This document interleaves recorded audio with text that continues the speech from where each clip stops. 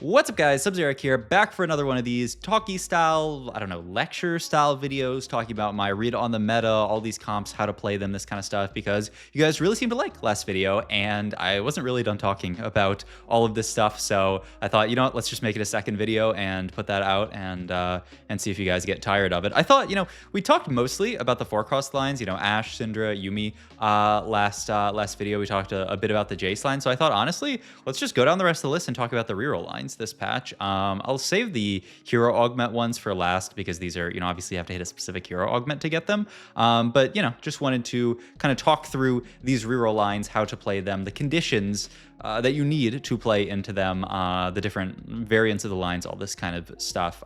So yeah, let's hop into it. Let's talk about Kai'Sa, because I think Kai'Sa is probably the is she the strongest one? Maybe one of the most consistent ones. One of the ones that you're going to play the most, aside from the Jace Caitlyn one. So Kai'Sa, a few things about Kai'Sa. One, she is, like I talked about in the last video, one of these over 9,000 check units. You really do like an early over 9,000. I don't think I mentioned this in my last video, but a lot of the power of over 9,000 is using it stage 1 because it will stack stage 1. So if literally after your first round of minions you get your power up, if you get dropped like a Kai'Sa from Orb and you power her up and you take over 9,000 there, you get 2 stacks of over 9,000 for, it's like what, 1-3 and 1-4. So that's why you're really looking to just over 9,000 right as the game starts, because you get 2 free rounds of it, which is huge, right? If, once again, I talked about, if you get 2 mana gen, which is probably the highest roll possibility, you literally have like 2 tiers onto your Kai'Sa. So always use it early. Kai'Sa very, very good with over 9,000 because she is, I don't care that my PC upgrades to Windows 10 for free, sorry.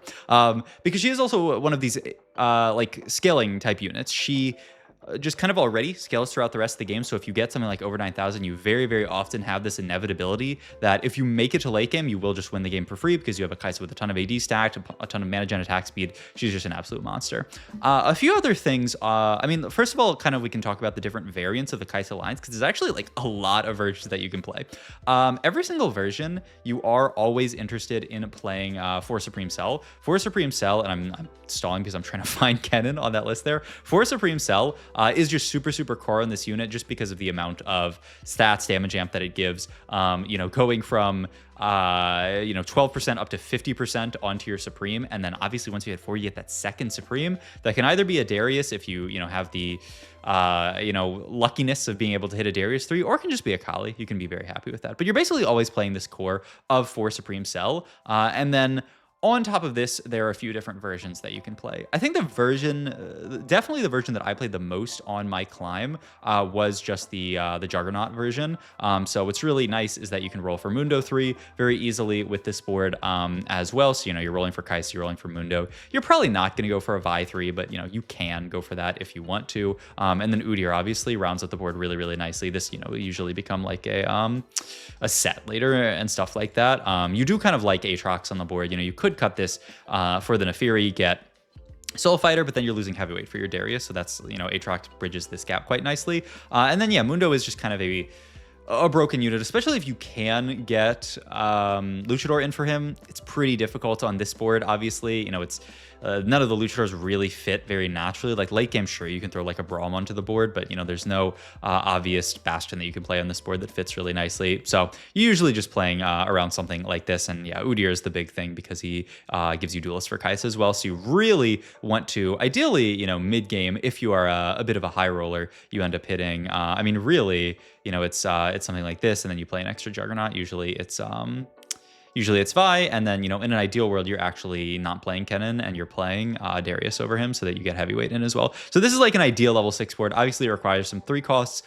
With any 2-cost reroll comp, you do want to be rolling a lot on level 6. So almost always the play pattern for this is push level 6, 3-2, and then roll down to Kai'Sa 2, Mundo 2. If you do not hit these, you are going to run the risk of not being stable stage 3, which is a death knell for any of these 2-cost reroll comps. If you are not winning stage 3, you are just going 8th. You can lose a fight, but like if you end up in a spot where you like 2 or 3 lost stage 3, you're already playing from a really desperate spot and you're probably hoping to top 4. So this is one version. Then there is also, so, you know, let's cut you. There's also the mentor version, which is one of the ones that I was kind of, is mentor, I guess it's an origin, yeah. I'll learn, someday I'll learn. But what's a mentor and what's a class? So there is also the mentor version where you're just playing this, and then eventually you just end up playing the rest of the Supreme Cells as you push levels. So, you know, like this is kind of like your final level 8 board for mentor for Supreme Cell. You're usually going for Koboko 3-star as your main tank. You can try to go for Udyr 3-star, but you're usually not going to be able to because of how contested this unit is. And then you can kind of go for one of Darius 3 or Yasuo 3. You're usually not able to itemize both of them. So usually it's like a roll on 6 for Kai'Sa 3, Koboko 3, and then eventually push levels, maybe find a Darius 3 and play around him, or a Yasuo 3 if you're hitting him. This version's pretty solid because you get all this extra CC. Really the deciding factor on which one of these versions you play just ends up being what's contested. If there's a Jin reroll player in your lobby, you're not going to be able to get to Dr. Mundo 3, but you might very easily be able to get to Koboko 3. Koboko is actually pretty uncontested these days because like no one's really playing this like GP reroll comp or anything like that. So it's actually pretty easy to find Koboko 3. So this is one of the less contested versions. But there is an even less contested version than this, which plays around Rammus as your main tank. So let's get rid of all of this stuff. You're usually playing Udyr, and you know, sort of like mid game, you're gonna play something like this, and then yeah, this will kind of be like your mid game. Obviously, you know, a lot of 3 costs. Oftentimes, I'll end up playing like, I don't know, a random Dr. Mundo on this board, something like that. You know, or even just instead of this, you can play like another. You can just play like Cannon, something like this. It can be your level 6 board. This, I would say, is the highest cap version of the comp. Go for Rammus 3 as a main tank. This is the best tank that you can get. The problem with this version of the line is it's quite awkward to get to because you're rolling on 6 for a Kai'Sa 3, but then you need to push levels and find, you know, Rammus 3, Darius 3, all this kind of stuff. It also, you know, the really nice thing about like the Mundo variant or even the Koboko variant is you're rolling for another 2 costs. You hit, you know, 2-star Kai'Sa, 2-star Mundo or Koboko on level 6, and you're really, really strong for level 6. This version is quite awkward because you need to play Rammus early because of the way this unit works, because of the way the monster trainer XP stacking works. He needs to be on the board to start stacking up XP, or else he's not going to grow in levels and he's not going to hit these breakpoints. Rammus, really, really important to, you know, be able to start leveling him up, getting him to level 15, allowing him to taunt, getting him to level 30 is, you know, like the big one there. So it's the most awkward version to play, but also the strongest. I think you should be playing this when you're in a really good spot, when you're like win streaking with Kai'Sa, and you're like, I'm very confident that I can actually play this Rammus and be quite strong. Obviously, if you like natural a Rammus 2 or something, boom, very happy about this. But I don't think I played this version a single time. I tried a lot of times to play it. I would put Rammus on my board, and then I'd roll a bunch at 6 and find no Rammuses and a Mundo 3. And I was like, well, you're going to play Mundo 3 if you do that. So roll on 6, maybe you find a Rammus 2 and you play this version, and then you can just go for like Rammus 3, Darius 3, and feel very good about that. And it's very solid then, obviously. As always, you know, as you push levels further, you're getting in 4 Supreme Cell and playing around that. So yeah, I mean, you don't need to add any traits, obviously, for Rammus because he is one of these like threat style units. So these are the 3 real versions of the comp that I've played around and seen people play around. Let's talk a few other pieces. So if you don't hit over 9k on Kai'Sa, I do think this line is still playable from a good opener. I like Bullet Hell. Bullet Hell is just solid on any unit like this. I'm fine with things as well, like what's the one that gives you armor shred? Skypiercer? Yeah. I'm fine with something like this. You know, if you don't have an early Last Whisper, you know, shred, sunder, it's extra damage. It's, you know, solid enough. So, you know, stuff like that. Critical threat's actually nice in a pinch because you do really want spell crit on this Kai'Sa unit. So, you know, you can take this if you don't have an IE. And speaking of IE, we can kind of talk about Kai'Sa items.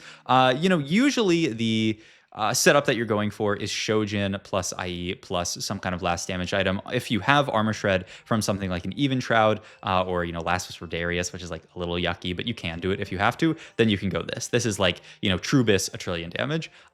Do not be afraid, though, of making a Gwyn's Rageblade on this unit. She gets a bunch of AD from her her ability. And so attack speed is quite good on her. But the big thing, the reason why you'd be interested in making Quinsus is because you need to win fights with Kai'Sa. Kai'Sa's ability, she gets 1% permanent AD on every kill. This means that you need to start getting kills and stacking kills early. And that is what I would say is the biggest tip for this comp is play this from a strong early spot. I bought forward a game on my climb because I took the it's not teaming up, it's the grab bag, the duplicator grab bag one, the gold one that gives you 2 dupes. And I had a really awkward Kai'Sa spot with like a few kind of awkward items, but I had like an early Kai'Sa, and I was like, you know what, I'm gonna play towards Kai'Sa. And I lost, like, I think I 5 lost stage 2 because I want to get good items on her. But if you're in a spot where you have to loss streak stage 2, I really don't recommend playing this comp. You want to be winning stage 2 so that you can start stacking up that AD and getting to a stronger Kai'Sa late game. You know, lead that into a really strong stage 3. Maybe you hit a little bit of a power trough during stage 4 until you hit your 3 stars, and then you hit Kai'Sa 3, and then you're really, really strong again, you know, through the rest of the game. So play this from a spot where you can get items early. You know, like if you ever start the game, my best Kai'Sa game ever, where I think I just coasted to an easy like top 1, top 2, is it was component anvils. I started with like a full IE, and then I opened a component, got a glove, opened another component, got a belt, and made IE guard breaker just to start the game off. You know, even though it was, you know, it was a Kai'Sa 1, she did a lot of work. Or I think I had another game where I started like IE Shojin, something like that. And you know, if you have that as your start, especially if you have Supreme Selen, she is going to be killing a lot of units. We can also actually talk about artifacts, because Kai'Sa is another one of these artifact comps where you really, really like artifacts. Fishbones is the one that really shines above everything. This one is just an absolute monster onto her, because she can just cast and like randomly one tap a backliner. I've had this happen to me so many times where just Kai'Sa casts and kills my backline. It's so annoying. Mana Mazane, not bad on her. Flicker Blades, meh. You have better things to play with this. Sniper's Focus is the other like big standout one. But really you're looking for Fishbones Kai'Sa. That is the crazy one. Okay, we're 11 minutes in. I've only talked about Kai'Sa. I'll talk about maybe one and a half more comps. Let's talk about Smolder, which is Lulu. I have not actually played a single game of Kog'Maw. I do actually want to do a VOD review of that, so maybe we'll talk about that later. Okay, Smolder, another one of these comps where you're really excited if you get an early Smolder from Orb, because, you know, same thing as, well, actually a lot of similar things to Kai'Sa. 1, he's over 9,000. You can hit over 9k on him and be chef's kiss. That's amazing. But 2, he is another one of these trainer units. You know, you want to stack up and, you know, get a bunch of kills, you know, get all of the monster trainer stacks, and then get a really big Smolder. Crucially, you know, Smolder obviously burns inherently off of his ability. And then once you hit level 30, you ignore armor. So usually in this comp, you're skipping both heal cut and armor shred, which means that you're just prioritizing 3 damage items really quickly onto Smolder. Very often that looks like Shojin plus, I mean Kai'Sa items, honestly. Shojin IE Guard Breaker looks something like this. In the similar fashion, don't be scared to make a Gwynsu's Rageblade onto the Smolder unit just to win early fights and be strong. But yeah, you really want some form of spell crit, and then some form of allowing Smolder to cast, and then some kind of last item GSs, you know, like whatever. You can do stuff like this, you know, Deathblade, whatever. You just need items onto Smolder. In general, another one of these ones where if you can get a 2-item Smolder to start the game, you will feel like chef's kiss, amazing. If you do not get over 9k, because not everyone can start the game with over 9k, there are a few interesting ones. So I really like just an early Midas Touch, you know, just to get some kills. This will allow Smolder to, you know, make sure that he's participating in these kills, farm up some gold if you have, you know, a 2-item Smolder. Precision, I don't like Precision that much. Efficient, just to get Smolder casting, is pretty good. Rare Treat's actually an interesting one where you have to hit stage 4 to get this, but this gives you a very strong mid game. So what the normal play pattern looks like is stage 4, if say maybe you had Midas Touch, you remove Midas Touch, you power up Smolder. If you hit Rare Treat, this gives you plus 15 levels, which will usually bring you over that level 30 threshold to get you to that armor shred. Well, it's not really armor shred, it's armor ignore. That's really, really important, because that is a huge spike for Smolder. So what you'll usually do, put this on a Smolder for all of stage 4, you know, make Smolder strong enough to get you through that stage. And then what you can do once you hit level, it's like kind of level 45, but, you know, level 30 with 15 levels from Retreat, you can actually remove this and then go for another, you know, something like Efficient back onto Smolder, just because once you hit level 30, you don't actually need the 15. The 15 levels are not that relevant after you've hit the breakpoint of level 30. So you can use this to kind of like guide you to the higher levels. But aside from that, I mean, most of these I don't actually feel that bad about. You can go stuff like mage, critical threat. Also, once again, if you're missing IE, you can go for something like this. Like I said, efficient's fine. Best is boy. I don't know. I'm pretty sure it's not that amazing, just because it takes a while to start up the AD stacking. But you are often playing for slow fights with this comp, so I don't hate it. 12 AD every 5 seconds. You're 10 seconds in, gain 24 AD. It's okay, I guess. Not amazing. Compared to over 9K, which at that point is probably giving you like 20 AD and 5 mana gen and all this kind of stuff. Best case scenario, I guess. Boards for Smolder. So there's the standard board where you just play protectors. This is, I would say, kind of like surely protector is a class, right? Yeah, there we go. So this is kind of the standard board that you're usually playing with Smolder, is just 6 protector. Used to be all Cassante, but all Cassante has been nerfed. So instead you're going to power up and look for, Smolder 3, Nico 3 and be pretty happy with it. This is a standard, solid board that you can play for, but don't be afraid to play a different board here. So this is obviously very good. If you do hit Malphite 3, it's a kind of a small note, but if you have one 3-star crew unit, you can tech in other crew units while you roll down. So what you want to do, if you have Malphite 3, anytime you roll, put Sivir in, because that's going to activate crew, and it's going to mean every time you roll, you get that XP.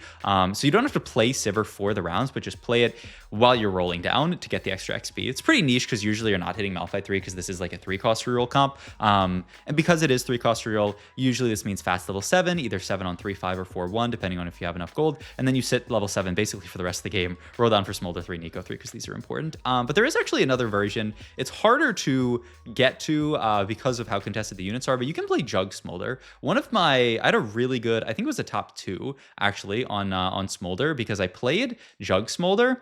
And I played it from Cooking Pot start, the augment where you get the pan and it gives you extra HP onto your units. Took Cooking Pot, made a Juggernaut Spat, got an early Smolder and an early set. My orb drop was Udyr. My orb drop was Smolder Udyr. I immediately took Cooking Pot and just stacked up the Udyr the entire game. I didn't make it to Udyr 3 because obviously kind of hard to make it to Udyr 3 in this meta where all these people are playing Udyr, but it didn't matter. I had enough HP stacked on the Udyr that I was in a fantastic spot and I ended up top 2ing the lobby.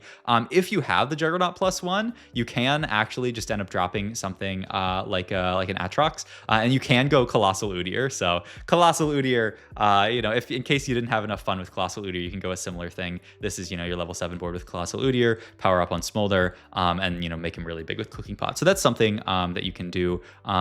The only awkward thing about that is then you have to like Jug Spat here, which I think in my game I didn't actually go Colossal Udyr. I went Jug Spat here and I ended up finding some kind of other random unit on 7. I found like Zyra or something. Ideally you can hit like this, I know what I did. I played Gnar for a while, solid unit, and it's Lucha, and then eventually I was a Volibear with the Jug Spat, and then eventually I was Braum with Jug Spat.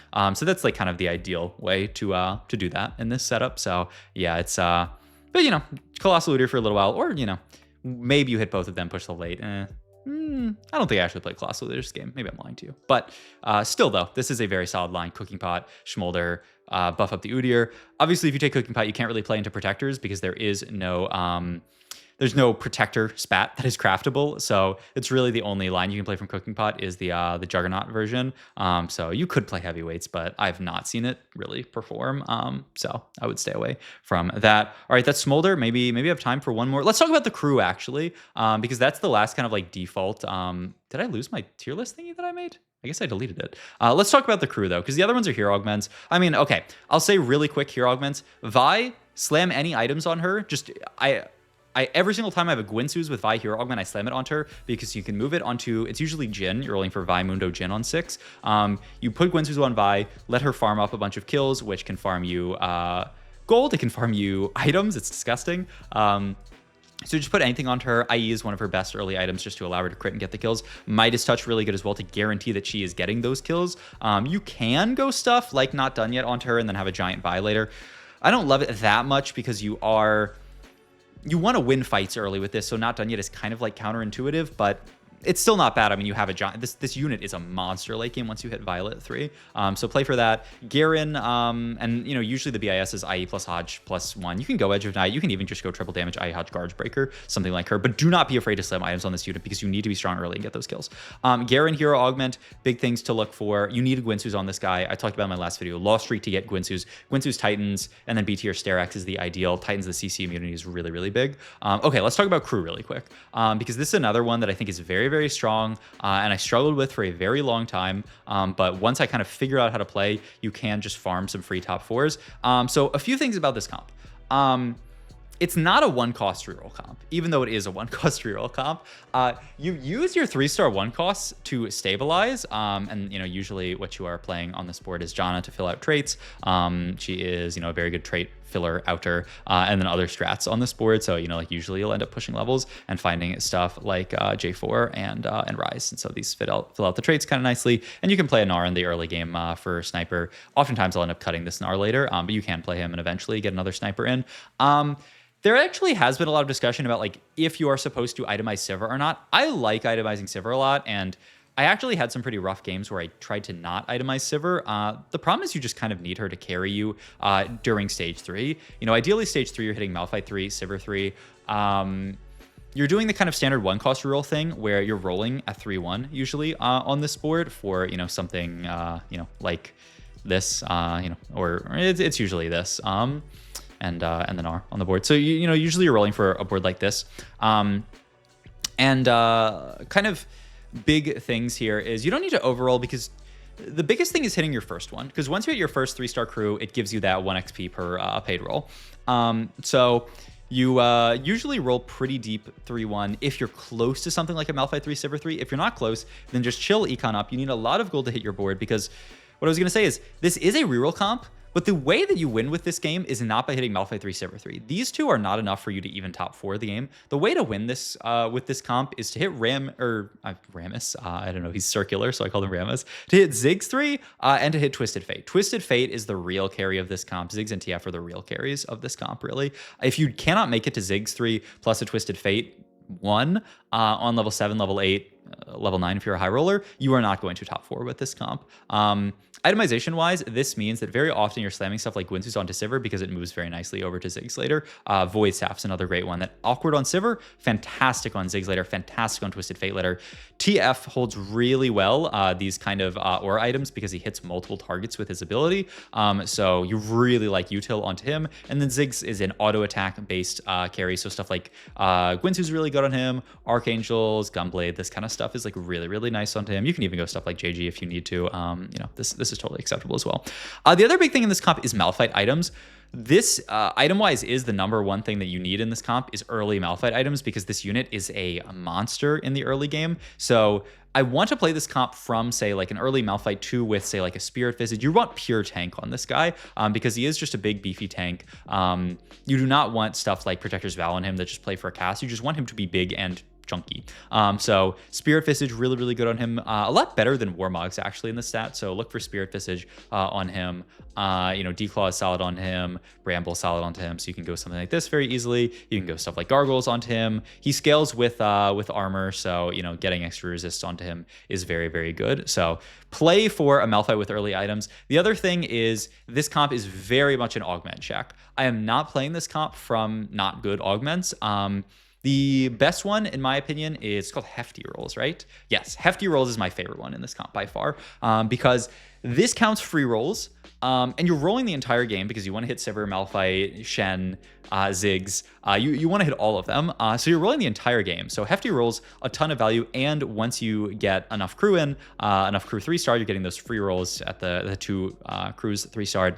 You get a free roll that's 7 HP every single round.